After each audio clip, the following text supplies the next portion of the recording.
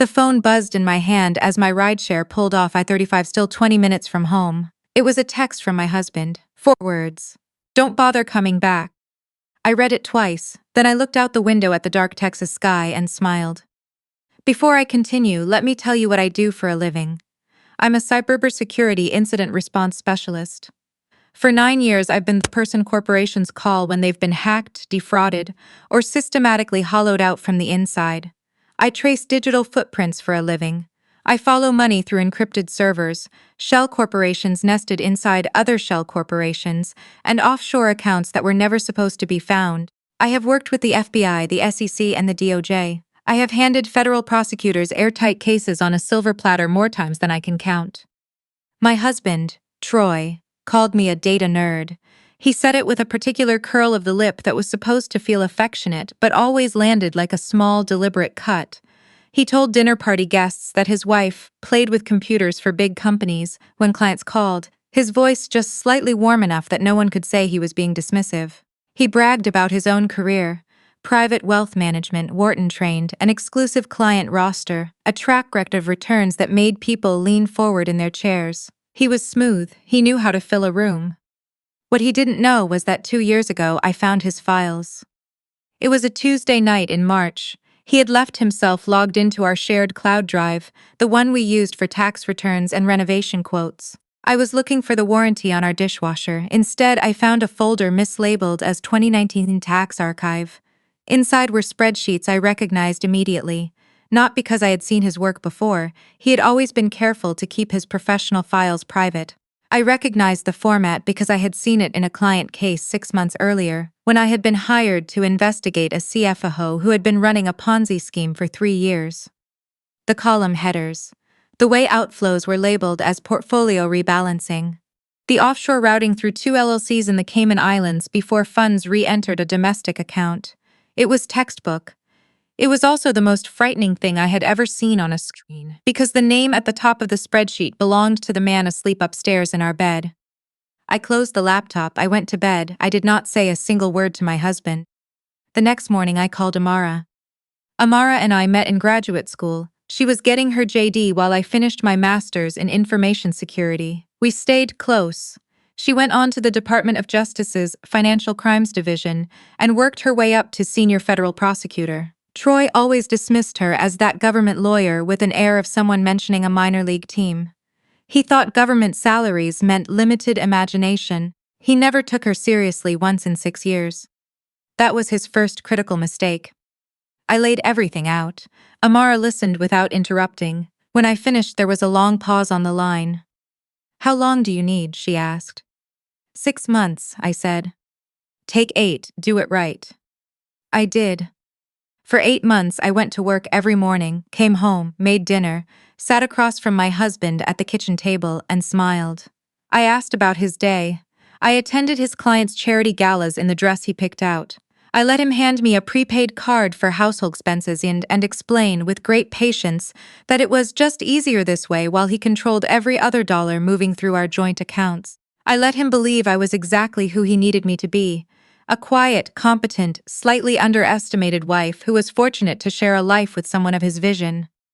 Meanwhile, I spent every weekend building the most comprehensive financial fraud dossier I had assembled in 9 years of professional work. I documented 47 client accounts showing systematic fee inflation.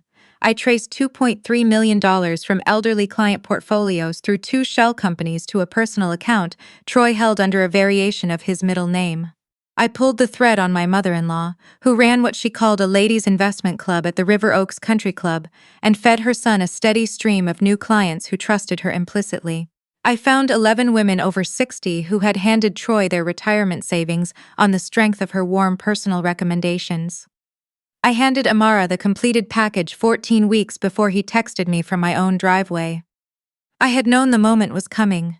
Troy had been watching my company's acquisition negotiations. My firm had been in talks for months, and because he had always positioned himself as the financial mind in our household, I had made sure he knew just enough to believe he understood the situation. What he didn't know was the structure of my equity.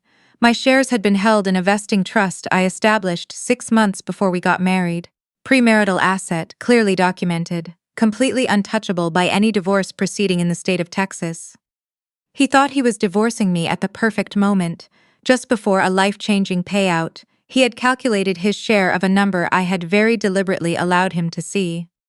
He had no idea that number was the wrong one.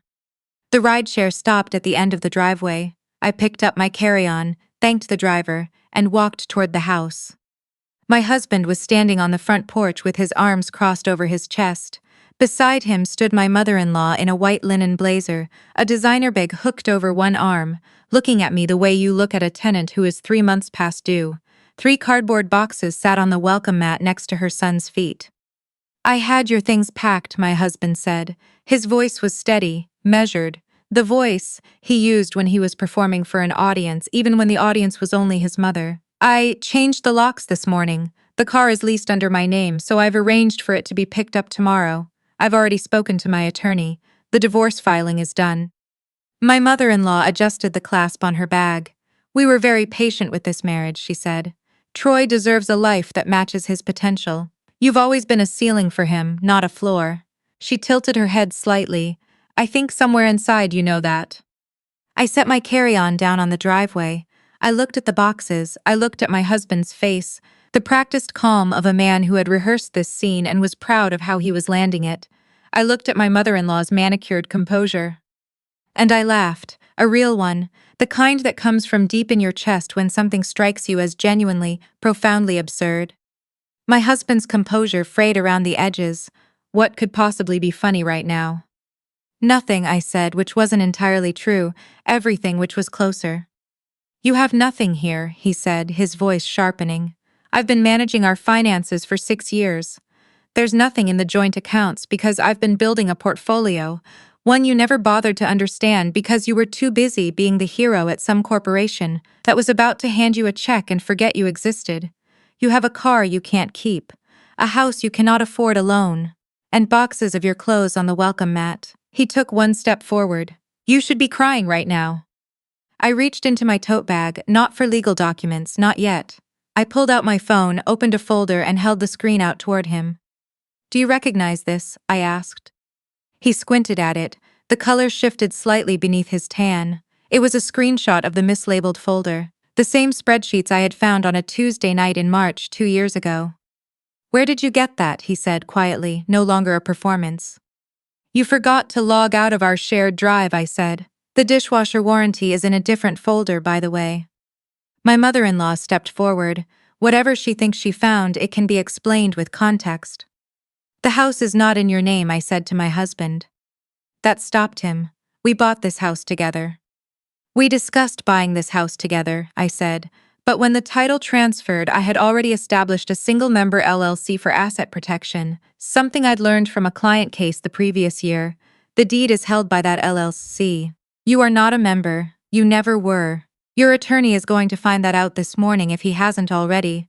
There is nothing here for you to transfer, freeze, or claim." The muscle in my husband's jaw twitched. He pulled out his phone and took 2 steps toward the far side of the porch, dropping his voice to a tight, urgent pitch. "I heard the fragments. She says the house is in some LLC," then a pause. "Well, how quickly can we?" Then a longer silence. He came back and looked at me with something I had never seen in his face before. The expression of a man who has just discovered the floor is not where he thought it was. A car turned onto the street behind me. I heard it before I turned, the smooth engine of something expensive driven at a deliberate speed. A dark green sedan pulled to the curb and stopped. The door opened. Amara stepped out. She was wearing a charcoal blazer over a burgundy blouse, her natural hair pulled back, her expression carrying that precise combination of warmth and lethal professionalism I had watched her use in federal courtrooms. She carried a leather briefcase and a manila envelope. She walked up the driveway without hurrying, nodded at me, and stopped. My mother-in-law stared at her. "Who are you?" "I'm her attorney," Amara said pleasantly. "I'm also a senior federal prosecutor with the Department of Justice, Financial Crimes Enforcement, today acting in my private capacity as her legal counsel." She set her briefcase on the hood of my husband's car and unlatched it. "You've been served." She held a document out toward my husband. He didn't take it. She placed it on the hood beside her briefcase. "That's a copy of the SEC complaint. The agency has been investigating your accounts for 14 months. My client provided the original documentation 8 months ago. The word client settled into the morning air like something with weight. My mother-in-law pointed at Amara. Troy, call the police. She cannot come onto private property and make threats. I know people at the DOJ. I have had dinner with people at the DOJ. Amara looked at her calmly. The 11 women in your investment club who handed your son their retirement savings on the strength of your personal recommendation. Would you like me to read their names aloud? She opened her briefcase. I have them right here. The pointing finger came down. My mother-in-law's face moved through several expressions rapidly. Those women trusted you, Amara said. They sat at your table. They gave you their full names, their account numbers, their life savings, and you passed that access to your son so he could redirect their funds through 2 Cayman Island shell companies. She paused. You are listed as an unlicensed associate in the federal complaint. The SEC does not view that charitably. I didn't know what he was doing with the referrals, my mother-in-law said. I was only. Mom, my husband said sharply, stop talking. The sound of engines came from the street, white domestic SUVs, no markings. 2 of them, then a dark blue vehicle behind. The doors opened. 5 people in tactical vests stepped onto the driveway. The vests read SEC, OIG, and DOJ in yellow alternating letters. My husband looked at the vehicles. He looked at the vests. He looked at Amara, and then he looked at me, and what crossed his face then was something unscripted and genuine. You planned all of this, he said. Not as an accusation, as something he was saying out loud so his own mind would accept it. I documented your fraud, I said. The federal government planned the rest. He turned toward the front door on pure instinct, the second laptop in the home office, the backup accounts, whatever escape hatch he thought he still had access to. Amara read the move before he took a second step. The accounts are already frozen, she said, without looking up from her briefcase. All of them, including the Delaware account registered under your middle name. Your second phone was collected from your office building this morning before you arrived. My husband stopped. He turned back slowly. The lead investigator, a woman with close-cropped hair and the patient expression of someone who had done this many times, came up the porch steps and produced her credentials. Troy Harrington, I have a federal arrest warrant. Please place your hands behind your back. That is when my mother-in-law did the thing I should have anticipated. She pressed one hand to her chest, she swayed, she made a long, breathless sound and gripped the porch railing with both hands, lowering herself gradually to a seated position on the top step with her eyes partially closed. My heart, she whispered. I can't, I need someone to call an ambulance, I cannot breathe. My husband spun toward her, abandoning everything. Mom, he looked at the agents. Someone call 911. She has a heart condition, you need to. I've seen this performance before, I said clearly. Last Thanksgiving, when I asked her to confirm which nonprofit had received the silent auction proceeds from her charity gala, she grabbed her chest, said she couldn't breathe, and was completely recovered the moment the conversation moved to something else. I looked at the lead investigator. Her cardiologist's records are included in the documentation package. She has not had a cardiac event in 11 years. Her resting heart rate at her last physical was 61 beats per minute. My mother-in-law opened one eye. She looked at me with the specific contempt of someone whose best card has just been named out loud. Up you go, the second agent said, not unkindly but without hesitation, and took her arm. About 9 minutes after the handcuffs went on my husband's wrists, I heard another car coming from half a block away. Too fast, braking sharp at the last second. A white convertible with a scuffed front bumper jumped the curb and stopped partially on the lawn. The door swung open. She was maybe 25, dark hair, oversized sunglasses, a sundress inappropriate for the season. She crossed the lawn in wedge heels with the focused stride of someone who had not yet registered that she had walked into an active federal operation. Her attention was entirely on my husband. Troy. Her voice carried across the yard. I have been calling you since 7 this morning. My landlord showed up at the door with a non-payment notice. The check bounced, the one you wrote 2 weeks ago for something shit. She stopped a fuse between 2 federal agents with his hands secured behind him. She looked at the vest, she looked at the vehicles, she looked at his face. What is happening right now? He closed his eyes. Her name was Kylie. She said she was his girlfriend. She said he had been telling her for the past 4 months that he was separating from his business partner. I caught the specific inflection he must have used, and I understood immediately how he had described me to her. He told me you two were done for years, she said, looking at me. He said you were still on paper for tax purposes, he said. She stopped. Are you the wife? I am, I said. He told me you didn't care about him. He said you worked all the time and you'd checked out of the marriage years ago. Something shifted in her expression. He told me you were cold. He told you many things, I said. Did he tell you where your rent money came from? Amara stepped forward. She had been watching the exchange with quiet, precise attention. I need to ask you something, she said, and I need you to think carefully before you answer. Are you aware of the source of the funds that have been paying your living expenses for the past 4 months? Kylie shook her head. She looked uncertain now, younger. Amara pulled a printed statement from her briefcase and held it out. Kylie took it. She looked at it for a long moment. That account belongs to a 73-year-old retired schoolteacher from Pearland, Amara said. She invested $220,000 with your boyfriend's firm. $38,000 of that has been used over the past 4 months to cover your rent, your utilities, and, according to this line item, a spa package in Scottsdale. She paused. You have an opportunity right now to cooperate with the federal investigation and receive consideration. That opportunity is available to you for a limited window. Kylie's face went white. She looked at my husband. He looked at a point somewhere over her shoulder. He showed me account statements, she said. He showed me the balances. He told me it was his money. Her voice had gone smaller. I didn't know. I know, I said, and I meant it. I wasn't angry at her. I knew exactly how convincing he could be when he decided someone was worth convincing. That's what he does. He shows people what he needs them to see. She asked Amara who she needed to speak to. Amara handed her a card. A junior agent stepped forward to take her information separately. She would receive full prosecutorial cooperation in exchange for testimony. She would not be charged. My husband watched her walk away from him and said nothing. The lead investigator came to stand directly in front of him. We're ready to transport. He looked at me one last time. Something moved across his face. Not remorse, exactly, but something adjacent to it. The expression of a person standing at the end of something they built badly. You could have just talked to me, he said. You could have come to me and told me what you found. I thought about the night I found the folder. I thought about the retired school teacher from Pearland. I thought about all the mornings I had driven to work and handed my notes to Amara and come home and made dinner and sat across from this man at our kitchen table and asked him how his day was. No, I said, I couldn't have. They walked him to the first vehicle. They walked my mother-in-law to the second. She had made a complete recovery from her cardiac episode and was delivering a detailed monologue about her attorney to the agents escorting her, who listened with professional patience.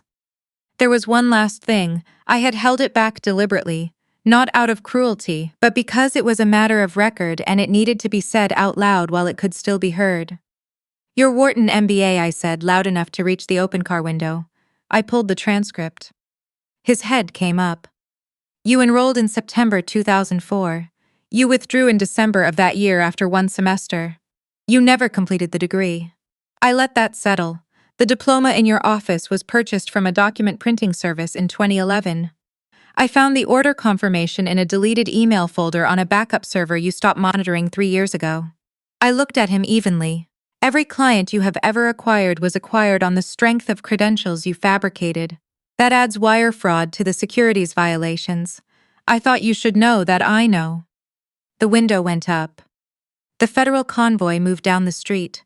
The neighborhood went quiet again. The morning birds came back. Amara stood next to me on the lawn for a moment, both of us looking at the 3 cardboard boxes still sitting on my welcome mat. You want to go get breakfast? She asked. I really do, I said. We left the boxes on the porch. The house was mine anyway. That was 8 months ago. The acquisition closed 6 weeks after the arrests. My equity payout landed in the vesting trust on a Thursday afternoon, and I sat in my car in the parking garage for 10 minutes staring at the number on my phone screen. Then I drove to Amara's office and we ordered tacos and started talking about what came next. Troy received 12 years. My mother-in-law received 8, plus full court-ordered restitution to every client she had recruited. Her country club membership was revoked the same week the charges were filed. Her phone, according to people we know in common, stopped being answered sometime in month 2. The Department of Justice's victim restitution team worked from our documentation to locate and compensate the defrauded clients. The retired schoolteacher from Pearland received her full investment back, plus the interest the court ordered. I think about that more than I think about any other outcome from that year.